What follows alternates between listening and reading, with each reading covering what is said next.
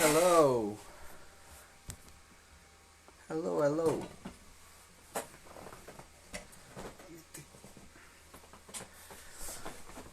Hello, guys. Azevedo. Abraço. Olá, olá, pessoal. João. Tiago.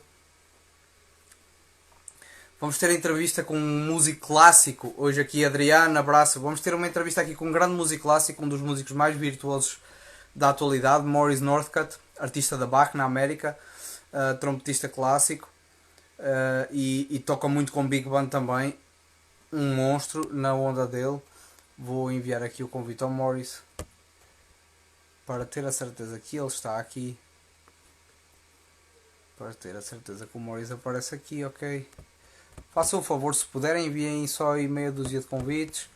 Cada um não custa nada e ajuda muito aqui a juntar pessoal. Vamos ter o Morris Northcutt então aqui, só um segundo. Enviar aqui os pedidos. Espero que estejam bem, ok. Pessoal, quem tiver perguntas para o Morris, façam já, ou vão fazendo aí. Hi Morris.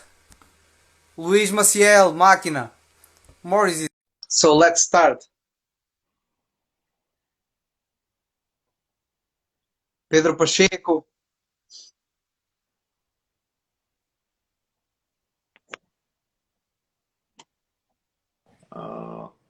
I'm Hello. not hearing anything. I can hear you. Oh, okay, perfect, perfect. How are you? I'm fine, thank you. Finally, I can Yes. speak with you like this. Yeah, yeah. Well, So, good to uh, see you. yes, good to see you too. So, how are you there? At home? Still at home? Yeah, just managing just fine. It's just the way it is right now. Yeah. You know. Well, you are doing a few short concerts online, aren't you, with a pianist? I was. It became a little bit more complicated to get to go negotiate those rehearsals. So we ended up doing like a 30-minute practice beforehand, and then just going to do it, and that works fine. But his parents are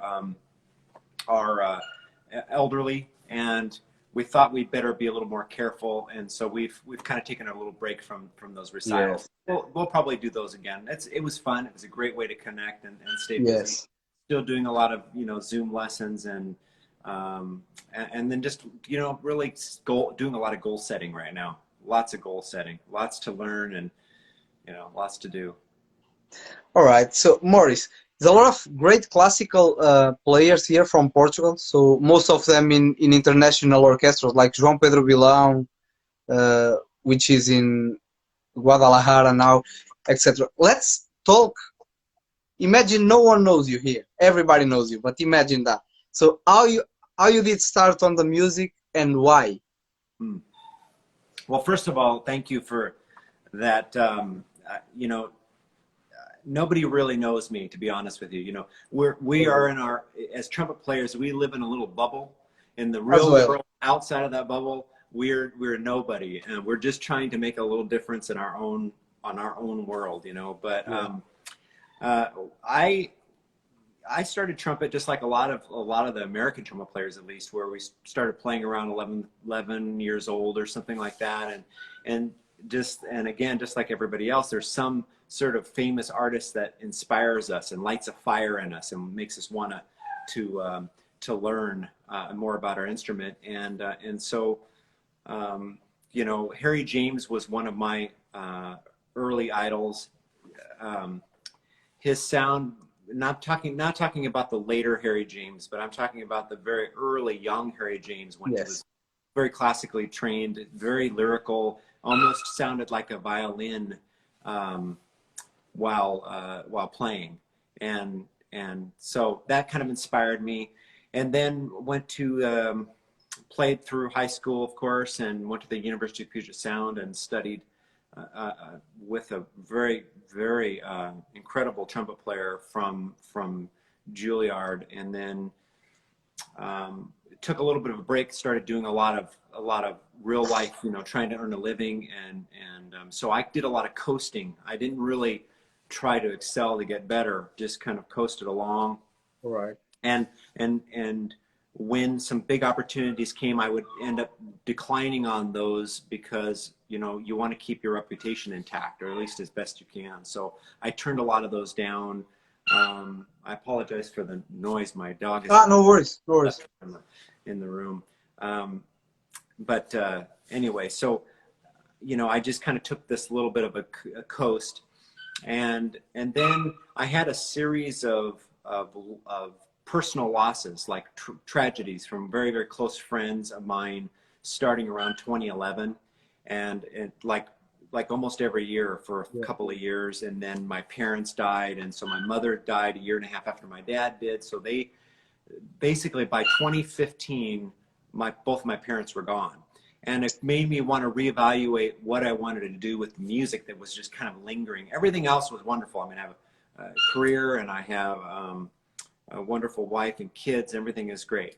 But the music part, the art and the creative part was missing. And I either wanted to go for it or not do it at all. And so I decided to go for it. And I went very aggressive about, I don't know, somewhere around 2013, 2014 to get back into it and be very aggressive about my playing. And so that's what we're doing now. And through, you know, the hardest part of being a musician is to discover how do you fit in? What do you do best? Yes. Because we're not good, all of us are not good at everything. I mean, even the greatest trumpet players in the world, they're incredible, and they blow our minds. But there are some things that they already know that it's probably not their strong suit, but it's our job to show the things that we can do really well. And the hard part for me was, like, what am I good at? What can I do? And my wife is sort of the brilliant one of the house, and she was saying, you know, it's your sound and your phrasing, and I've always had compliments over the years for that. And I thought, well, okay, well, let's just try and throw some videos out. And when I did that, things really changed.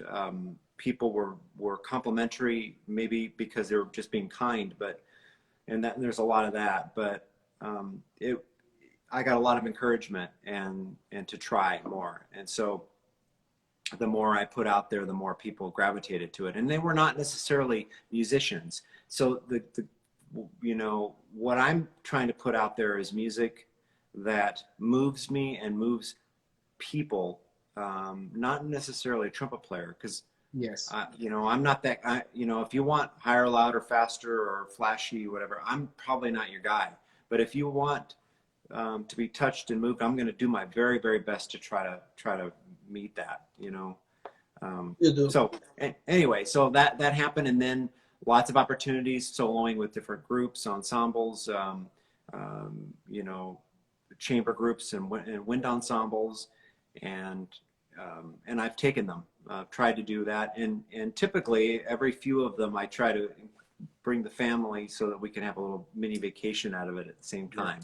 So, and the best part of this whole thing is just meeting new people and students and having a great time trying to figure all this stuff out together, you know, because I'm sure you've heard this from other artists, and that the more, at least for me personally, the more I'm learning and the more I study out of the pages of different books, the more I realize I know nothing about the trumpet. It is so difficult.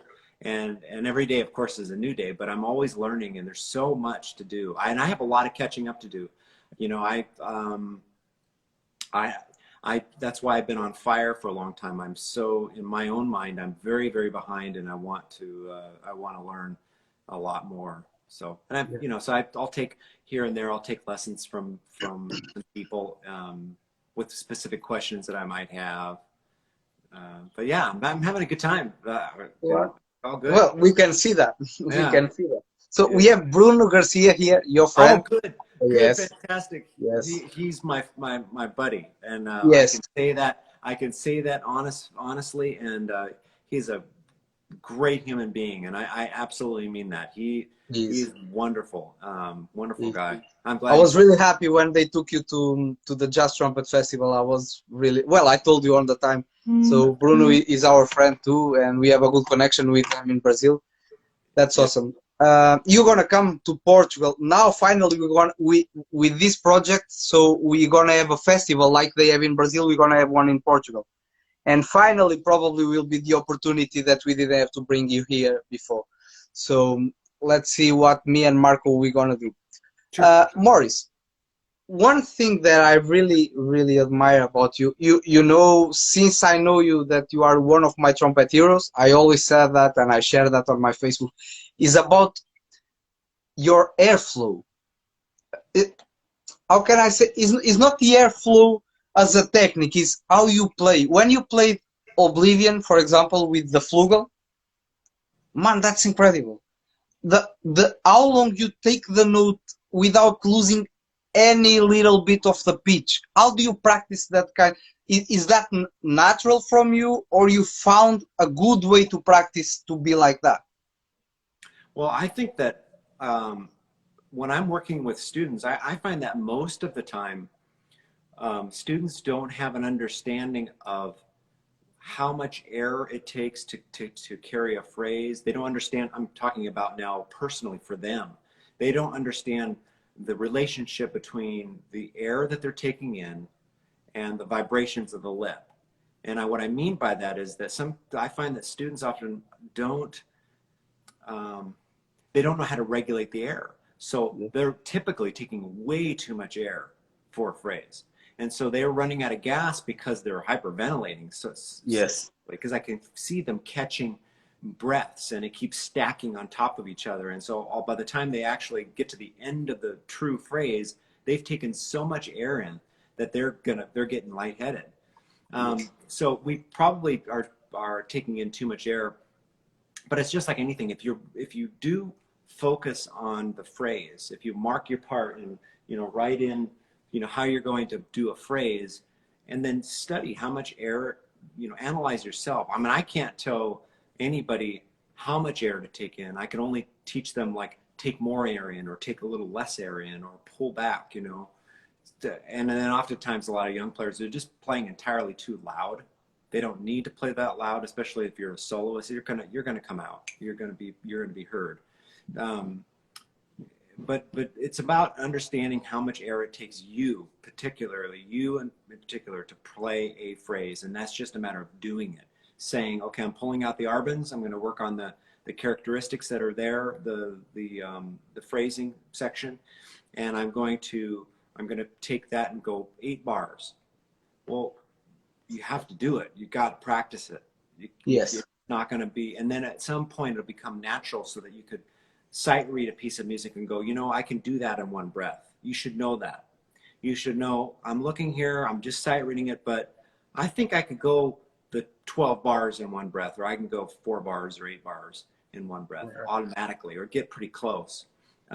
So it's just a matter of practicing it, and regulating it. Yes. Well, I'm asking. I had that problem. So in a period of my time playing, I used less air than I should. And then, because someone told me you need more air, I found that I was using more air than I should. And so Yeah, we need that balance to connect. for sure. And also the other thing that is underlining this whole thing is whether you're relaxed or not. I mean, if Yes. you're tense, then that's going to choke that air. No matter what kind of air you have, it's going to tighten up and cramp up, and then when you do take a breath, you can't take in enough because you're really tight. So trying to stay pretty relaxed is pretty helpful. I think. Yeah. Don't panic. We are all guilty of that. We get, okay, here comes the 8-bar, 12-bar phrase. I'm got to make it in one breath, and you're tense, and you just can't Yes. do it. It's impossible. It's just, we're human, and you got to stay relaxed. I think that's the most important thing. But anybody can do it. Anybody can learn how to do it if they're staying persistent with it, and very very aware, very conscious of what you're doing, marking your part, recording yourself, and watching yourself, and critiquing yourself just as though you're a judge, and saying, why did I breathe there? I started recording myself because I was mortified. The first time I heard myself, I was like, oh my gosh, I sound terrible. And then Exactly. I'd go, well, why am I taking a breath there? There's nothing in my music that says I should be breathing in that middle of a phrase. So being very aware of what's going on is it takes you much further ahead than any other trumpet player, really, than a lot of trumpet players, I should say. Yes. You always post one hashtag that is be honest when you practice. So honesty on the practice room. That's your. What, I know what you mean by that, but do you want to tell these young guys from Portugal that have no opportunity to have teachers like you? That's why we have this channel. It's the first in our country. Why do you think it's important to be honest? What do you mean by that? Well, do you have that? Do you have that show, or maybe it's not running anymore? American Idol. It was sort Yes. of a talent show, and there were always these terrible, lousy musicians that singers would come on, and their parents and their family, friends, and stuff would be there, and they go, "Yeah, you sound great. You know, keep it up, and you can do this. You can win this." When they sounded just crummy, right? Yeah. And then the judges would come out and just lay it out and say, you sound horrible, you need to go home, right?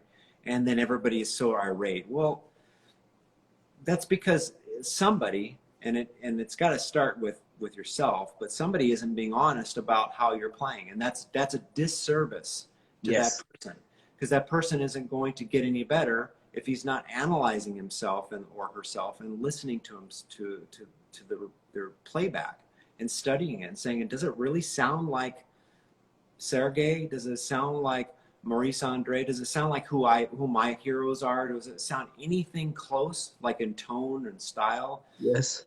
You know, you got to be honest. And I'm not saying that should not motivate you. Should motivate you to say, I'm going to practice harder and smarter and pay attention to the details. I'm guilty of it too. You know, for when I was younger, we'd go in the practice room and you know, you spend an enormous amount of time playing stuff that you already know. You know, how many of us have played the Carnival of Venice, but only the first movement, or Yes. messed around with other parts, did a little fiddle around with the other parts? I'm guilty of it, and it's such a waste of time. And when I have a full schedule, that's my practice session is so critical that every minute counts. I mean, it has to. Otherwise, you're wasting your time. Make it count for something when you're spending this time. I mean, we're meant to play together as people. So when you're in the practice room, you're alone. Make that time really count. Yes. That's really important, and I think that you are right. We all fail that, and we all fail in that kind of aspects. Some more than others, and I'm one of the ones that have many years failed a lot, and now I'm paying the price because I'm running back, and I'm running after things that I should have from the past, and I need to work much harder. For So, sure. you are a back artist. Yes. Brilliant, which is awesome. So, and you got two new horns in gold plated. Yes. Were they? Are they the same horns, the same models, or they are different models? They are the same models. They are 190/43. That's my favorite. 43. Okay. Yeah, it's a 43, but it's the 190 series, which is the one that's, I don't know if they actually advertise this, but it's modeled after the Elkhart era design. So, you know, the side seam, the bell, and rather than the underside, you know, brass valve guides, and there's just a lot of other probably details that are way over my head because I'm obviously not a designer, but it felt like I was at home. I had a Bach 43 around 2006 or 2005 that was fully restored. And I had it gold plated, and it was from the Elkhart era, around late 1960s. It was a great horn. And I was in France trying to find my hotel to go and perform, and it got a little late. I got turned around and got lost. So I parked outside of the tour center right across the street, also from the police station, and I grabbed a bite to eat first to kind of chill, and got back, and everything was stolen out of my car. including my Bach 43. So it sent me down this path of trying to find another Bach 43. And at the time, I just didn't like a lot of the 43s that I was trying out. And I kept going to the older ones, you know, trying to see, okay, I'm going to restore it and get it fixed up and blah, blah, blah. And it just didn't work out. And then I ran across the re-release, this 190 43 in ITG a couple of years ago, and I went crazy over it. And so I felt like I was at home. So I bought that one, and then when the opportunity to get a couple of these gold-plated ones, I thought I'm going to do it. So yeah, so I've got it. It's beautiful, and it plays. Yeah, they are. Yeah, Incredible instruments. they are. They're doing a great job. I'm very, very happy with them, and boy, that was a dream come true for me to be an endorsed artist for Bach. Really a dream for me.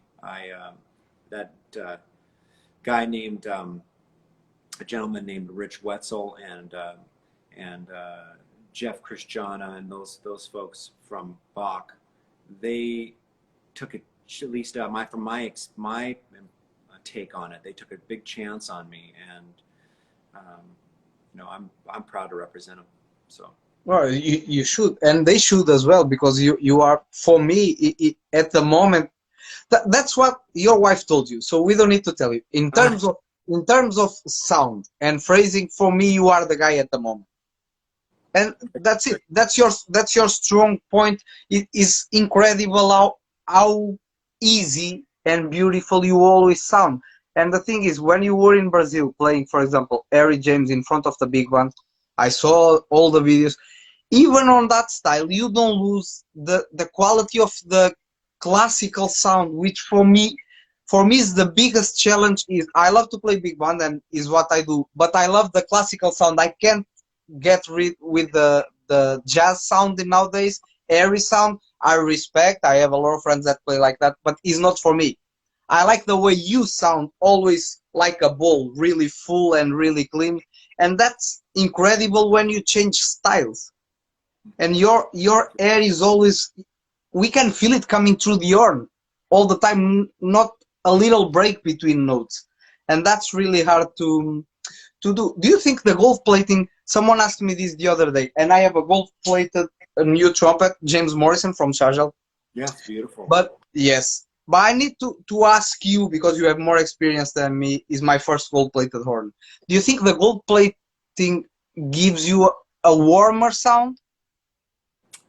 As compared to what? Well, compared with the silver, of course. Okay, because no, but it's not obvious to me, because you might want to compare it, because I came from a lacquered horn. So my comparison is from going from lacquer to gold. Okay. So compare it with lacquer, because everyone knows lacquer as well. Very, very different. Very different. They are. I don't know if warmer is the right word. It's much more resonant. Yes. But that might be a reflection of the plating versus lacquer. You know, when you put lacquer on it, you're putting a heavy coating on it that's sort of stifling some of the overtones. Yes. But when you have plating, it allows it to resonate a lot more. So I think I'm experiencing a little bit of the qualities of plating and then gold as well. But gold traditionally has lasted.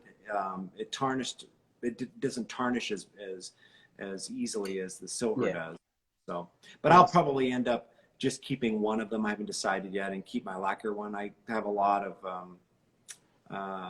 sentimental value on my lacquer one, because I've gone through to a few countries with that one, and so I probably will keep the lacquer one.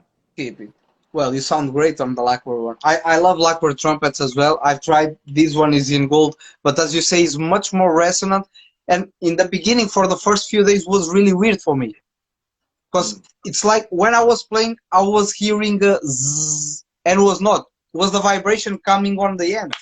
Yeah. And I was telling my wife is like yours. She tells me that I sound bad. When I sound bad, that's it. No, I love it. I hate people, as you. I know my mistakes, and I'm not a super player. And I love when people tells me, Luis, that is wrong. Go to do this or that. That's awesome, because it makes us grow up. And I was telling my wife, baby, something is wrong. is a Z here, and she recorded it, and it was not there, but I could hear it myself because it was coming on my body, holding the horn. It's really weird. So I don't know if you had that experience or not. Sure. But Yeah. yes, So when you're being very resonant, you'll feel it in your hands, and yeah, yes, common. right. But it's awesome. Anyway, Morris, can I ask? Do you have your instruments there? Yeah. Can I ask you to play something on the flugel, like Oblivion, just a little bit, and something on the trumpet, just for us to see how do you approach? Because another amazing thing is you approach both instruments, even the cornet. Of course, the sound is different, but you're approaching. I find it the same way, the same kind of blowing, the same kind of line, always. And some people, for example, on the flugel, they are really, really connected like you, but when they go to the trumpet, they are more aggressive. And you keep the same kind of playing, like if you are a violin, as you were saying, or a cello. And that's what I like. Can you play something? Sure. I haven't played my flugelhorn probably in a couple of weeks, so if you'll bear with me, I'll go. I see it sitting on my piano. Hold on. All right. I can still hear you, though. I can still hear you. Guys, if you have any question for Morris, please let us know. I can translate. Se alguém tiver questões para o Morris, por favor, deixem aí que eu posso traduzir. All right. Okay. What would you like me to? Do you want me to play the flugelhorn or first, or what would you like me to do? What you feel more comfortable? Maybe if you don't play the flugel, maybe you are like me and you prefer to play the trumpet first to warm up. I don't know. It depends on you.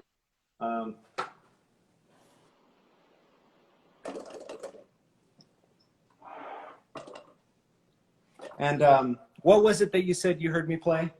Oblivion.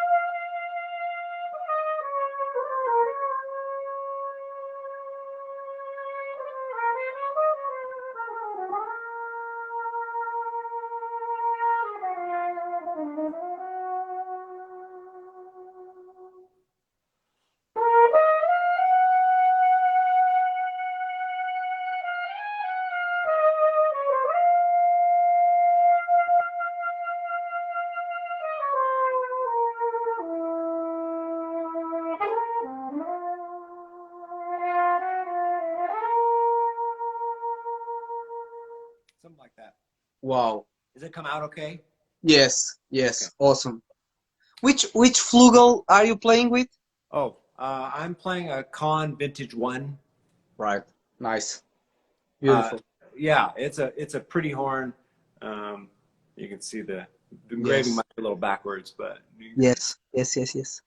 Wow. Yeah. So anyway, the valves are a little sticky, but it's good. Aninha. Morris, Jack from Ireland. So for sure, someone you met when you came here. Yeah. Morrison, do you think you will come back to the Royal Irish Academy of Music next year? Oh, who's asking? Jack O'Reilly. Okay. Yeah. Well, he was at the Royal Irish Academy, right? Yes. He's asking to come back next year. I don't. I need to be invited. Exactly. I did. I got invited for that one. It was really a special experience for me. It was an unusual time. I think it was in. Jack might be able to correct me if I'm wrong on this one, but I think it was in the middle of like finals or something like that, and so it was. I had a pretty good crowd of trumpet players, but I think it was expected to be bigger than that. But it was really fun. I'd love to come back. So just gotta work the details out, and would love to. It was a really great experience, and I love the environment where everybody's just like hungry to learn, Yes. stuff, and I can learn from them too. So it's really cool. Okay, you're putting me on the spot, Why? having me play. Um, You can play other song instead of playing the same song. It right, doesn't right. matter. So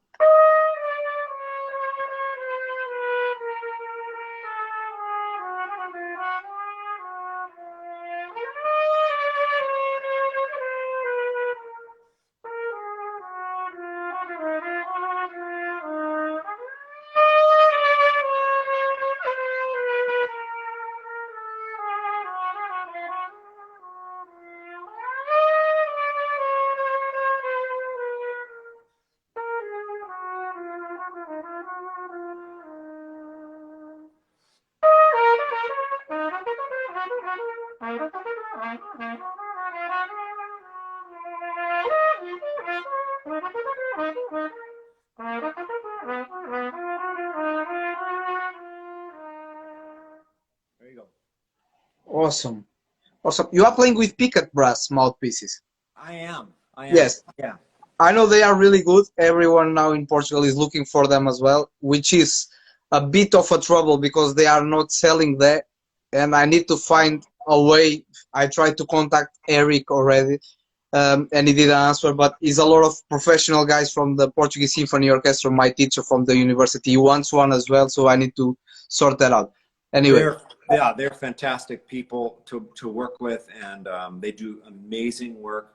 I love all of those guys. Keep in mind, and I know you're going to work with them. Keep in mind that everyone's world is sort of upside down right now. So they're I think they just started opening back up and barely opening back up, I think. And so there's tons of catch up. You can imagine yes, what yes. they're doing right now. But yeah, I think that the folks that are interested, they're going to be very happy with whatever they get. They're going to love it.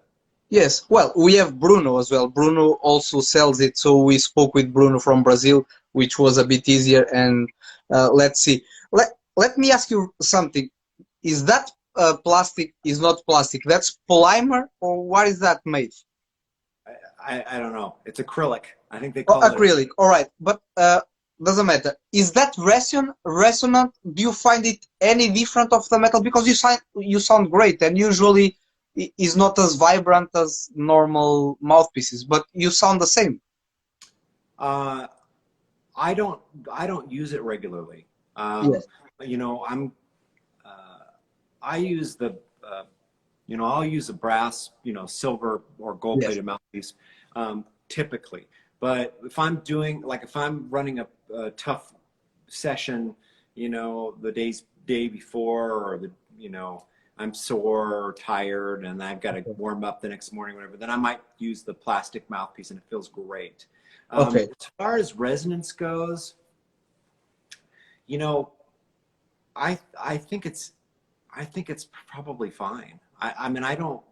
We're talking about, 1 inch of difference in resonance, and all the resonance is kind of happening in here. Yes, exactly. So, you can kind of tell, but that's if it's changing. You could probably tell, oh yeah, I can kind of tell, but not really. I don't think if you did a blind test from an audience, from a general audience, no way. But from a trumpet audience standpoint, I think they would have a tough time telling the difference. There is a difference though. It's stickier. Yes. And I like a little bit more of a slippery one. Yes.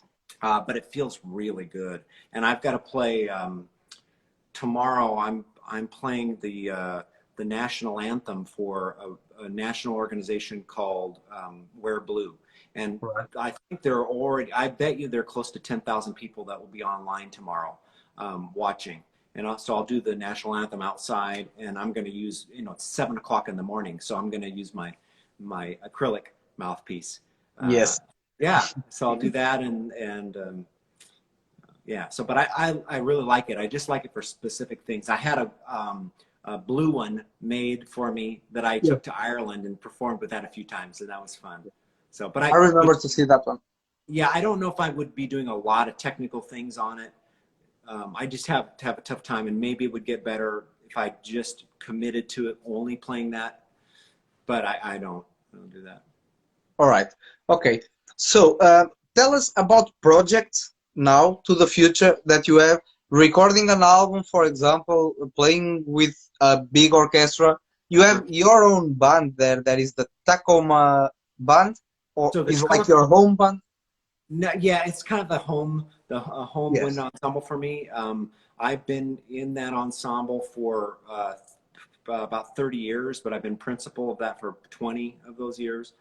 And it's a wonderful organization, incredible people, and it's been it gives you a really great education on how to pace yourself, manage your chops really well, and as a soloist, it's a great opportunity. Yeah. But yeah, so I was supposed to be in France, and actually I had something in London too, Yes. before the crisis happened. And then I was scheduled to also be in Colombia just a couple of weeks ago to do a recording project. And so all of that's canceled right now. Yes. I have a few things with the brass band coming up in the spring of 2021, and I have an orchestra appearance. I think I'm going to be doing Rhapsody in Blue, the Doc Schitzer arrangement of Rhapsody in Blue. That's coming in the fall. I'm going to be in Washington, D.C. and Virginia, but I don't know what I'm doing there. I think I'm just doing master classes there. So those are in October. So there's some things happening. My recording project got tabled, but we're going to be back to it again. It's my first solo EP project. I'm working with a great recording engineer and producer, Danilo Alvarez, who is from Colombia. He's won several Grammys, Latin Grammys, and he is one working on my EP. And then Justo Moreo is working, has done all my arrangements for me with strings. Right. And so we're doing strings and jazz combination. And we have all the arrangements done. We were set to record. The orchestra was supposed to be there, but obviously, okay. So we'll be putting that back together soon. All right. We hope to listen from that project soon, because a lot of people ask me already when I share your stuff if you have recordings, and I even said I don't know. Then I saw you posting that your arrangements were done already, were finished to record. Yeah, so they were all ready to go. We actually have 3 more arrangements. So I don't know, by the time this thing the virus thing gets improved, I might have a whole album to go. But yeah. You're not going to find with me, you're not going to find things like the Haydn and the Hummel. It's been done. I'm sorry, but it's been done already, and it's been done by some incredible musicians that I could never ever match. And so I'm not gonna do it. I just don't. I don't feel it necessary. And if I, God bless those who want to record it again and do, think that they're going to do a better job than Anton's son or Håkan or something like that. But go knock yourself out. But that's not my thing. And so my recording will be really focused on trying to bridge cultures together, South American cultures together and the U.S. cultures together, trying to bridge those together and reach people, not necessarily a trumpet player, although I love trumpet nerd talking and I love all that stuff. But I'm saying that the focus is just pure, hopefully, joy and love. Yeah, well, I'm a lot like you. People who knows me personally knows exactly.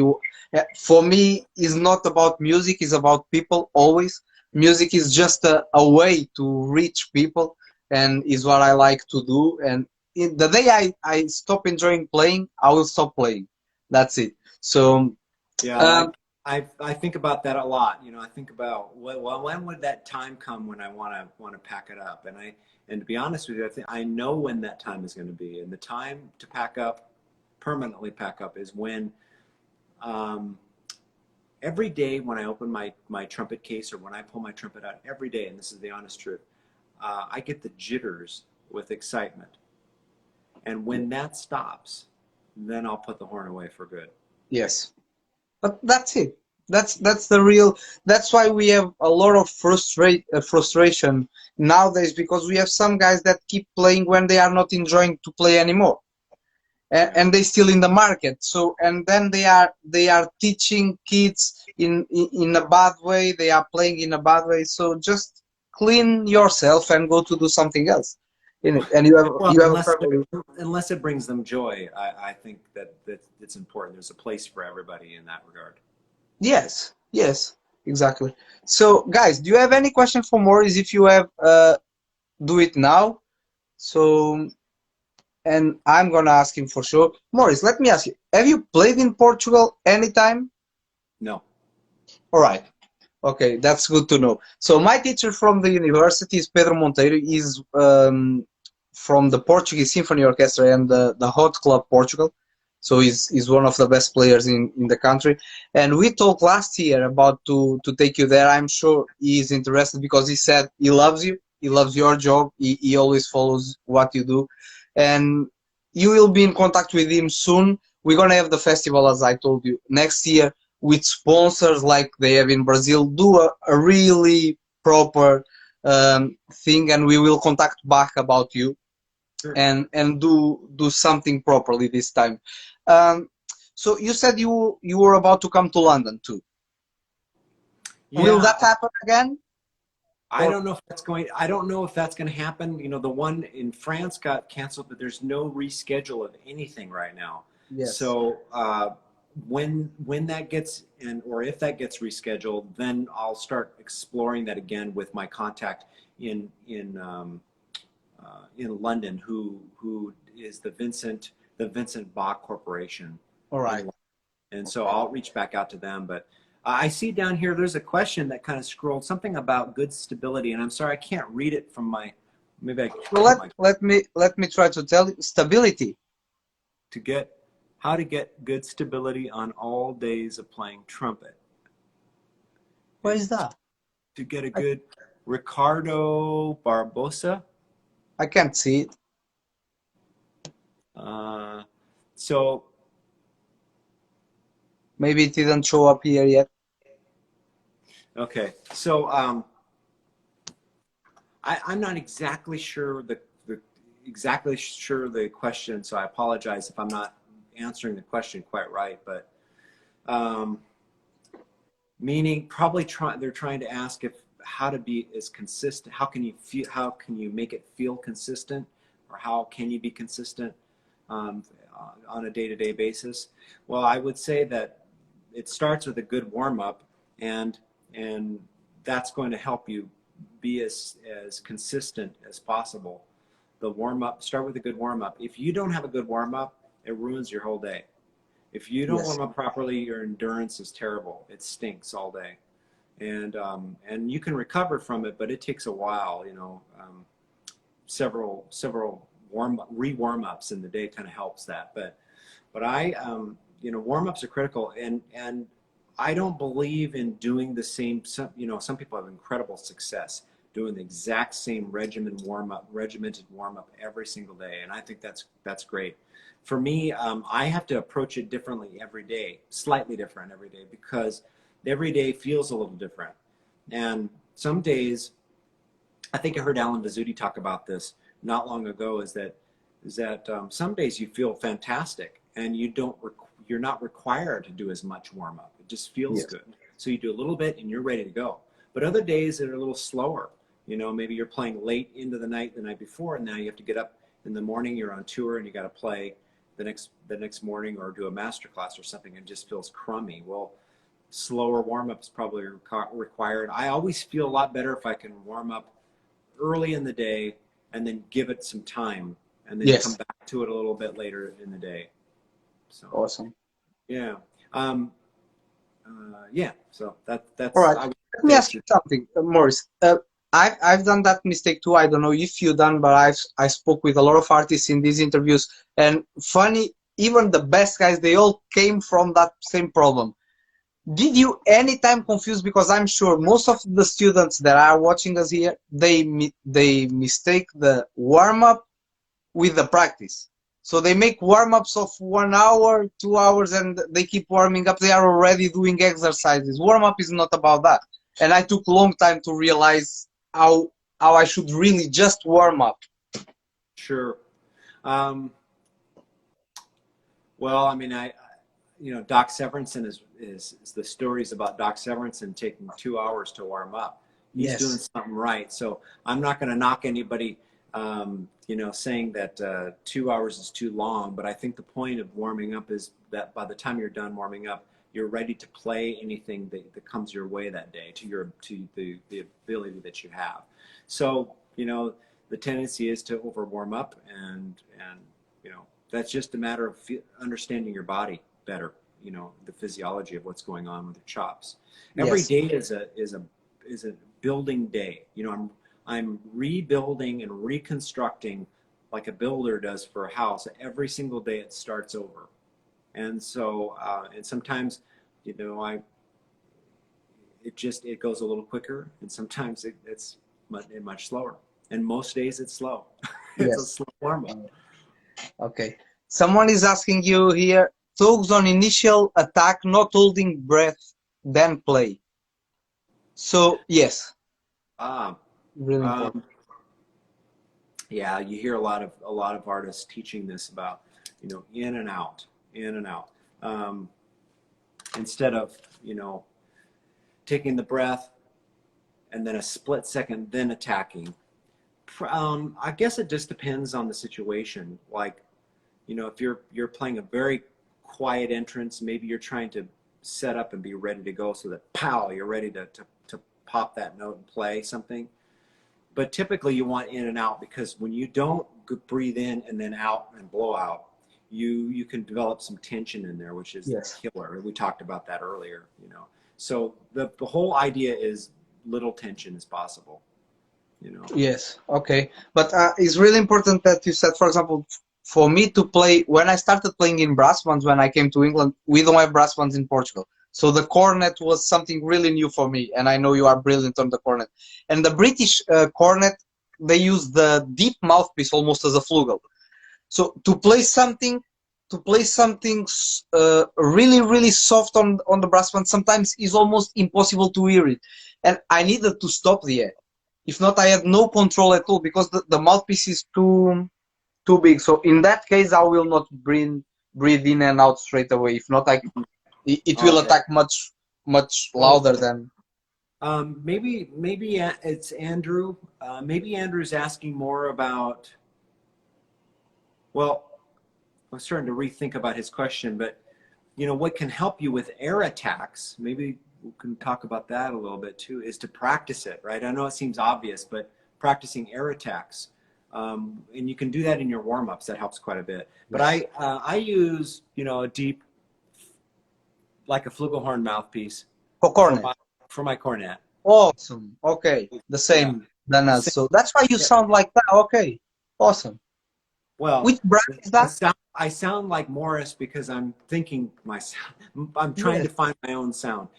What we don't want to do is rely on mouthpieces to create the sound that we're hoping. Right? That's a terrible rabbit hole to go down. Yes. Uh, but yeah, it helps me do what I'm trying to get accomplished in my Yeah. cornet playing. Which brand is that mouthpiece?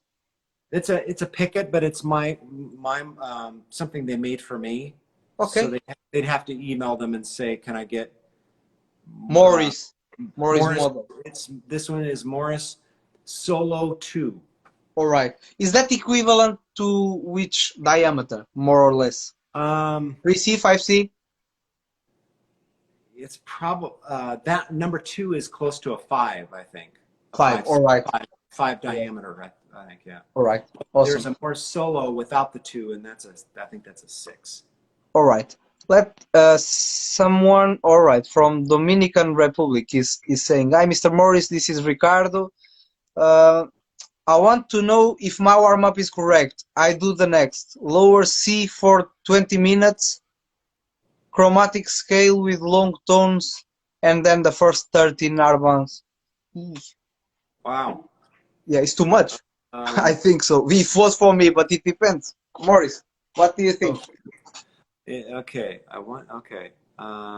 Low C for 20 minutes.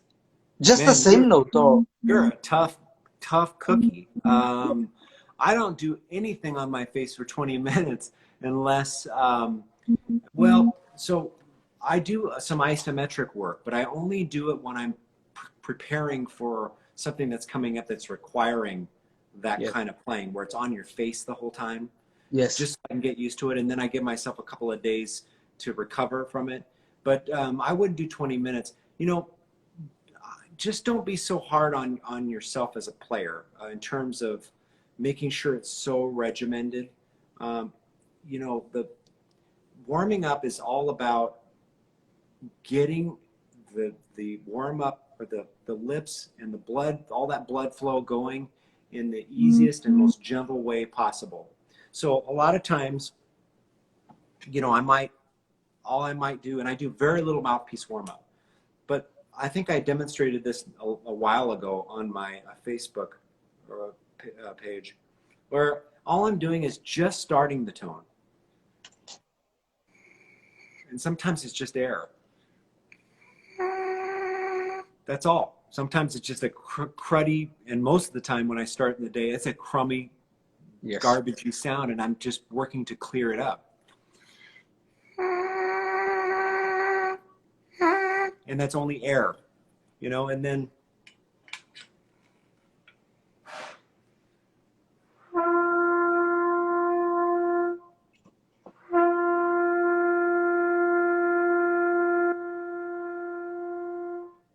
You are just using breathing attack, no just tongue. breath, no tongue. Right. Nice.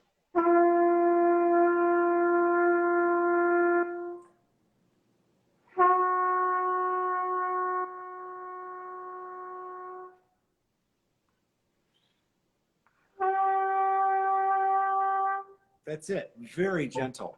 And then I might start moving a little bit more.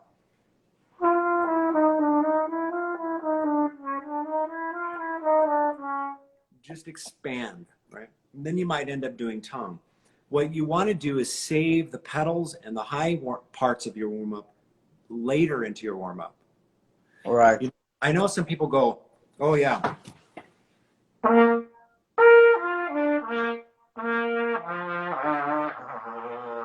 You want to do that right out of the gate.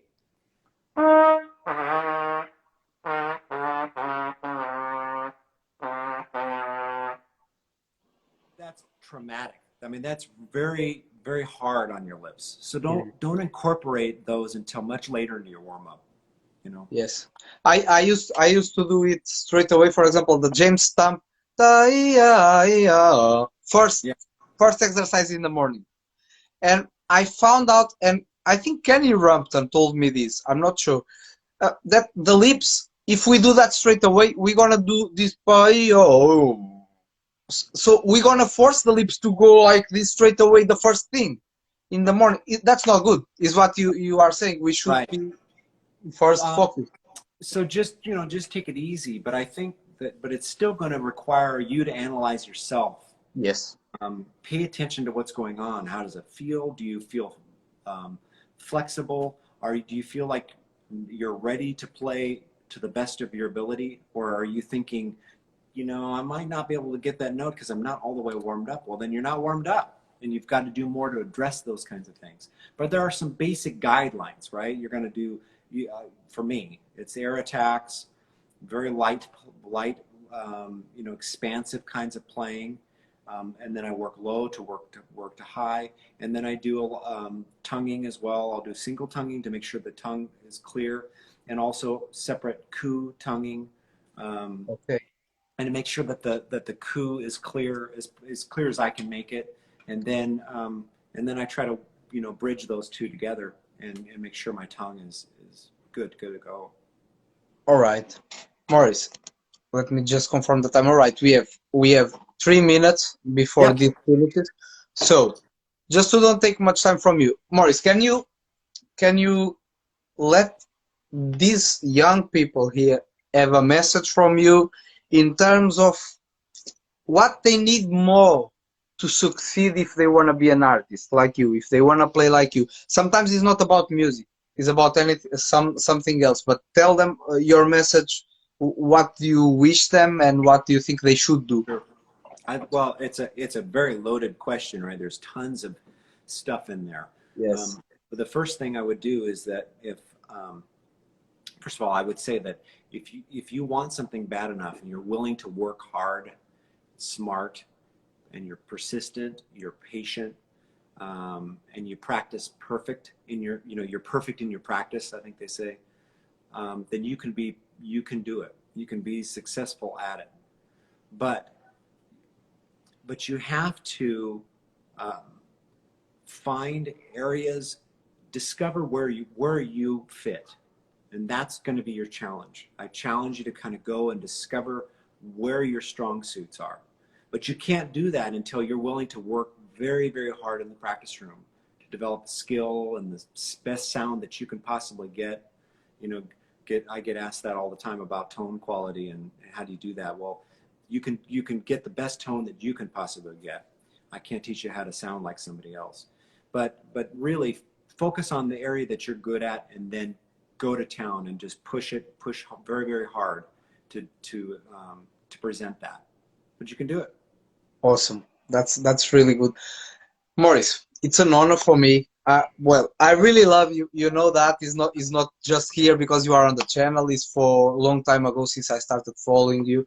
You are one of my biggest references, and I wish I could be even a little bit of you when playing. But I keep working hard, and I'm getting better and better every day. Morris, let me ask you something. Can you play the West Blues entrance just to finish this interview? I Just already that did that. beginning. I already posted that. I know. That's why. Just I the already challenge now. posted that. All right. No. So something from Mary James, doesn't matter what. So just the beginning of something really good from Mary James. Oh shoot.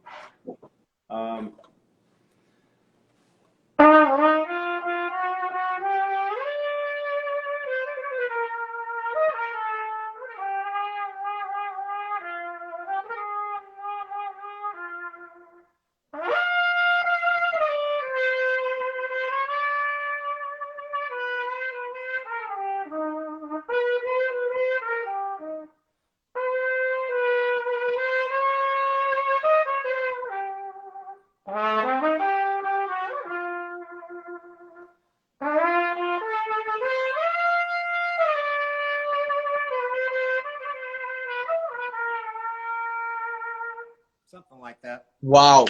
Well, we have Josh here saying, "Yeah, Morris, Harry James." Jeez, Josh. All right. Yeah, okay. Yeah, I just asked you because everybody before the interview said, "Can you ask him to play Harry James?" And I said, "Yes, I will ask him." But I just saved it to the end. Go listen to Josh. That guy, he can play. He All can play. right, I will. I will. I spent 20 years in a big band playing lead, and so I played a lot of Harry James's solos, but I haven't played Harry James solos in a long time. So, Wow, so awesome, awesome. but Morris, listen to Josh. so He's good. much. Thank you so much. God bless Sure. you, and hope to speak with you soon again, and to Okay. see you in person. All right. Sure. Bye. Take care. Take care. Thanks. You too. Bye. Bye-bye. Pessoal, espero que tenham gostado. I hope you enjoyed it. Morris is a big, um, great musician. So follow him on Facebook. This interview will be on YouTube and Facebook posted later today, as all of them in our channel on YouTube, Trumpet Player Portugal, or Trumpet Player Portugal on Facebook as well. So follow us there and you can see all the interviews there. Josh, I need to speak with you now. See you. Bye-bye.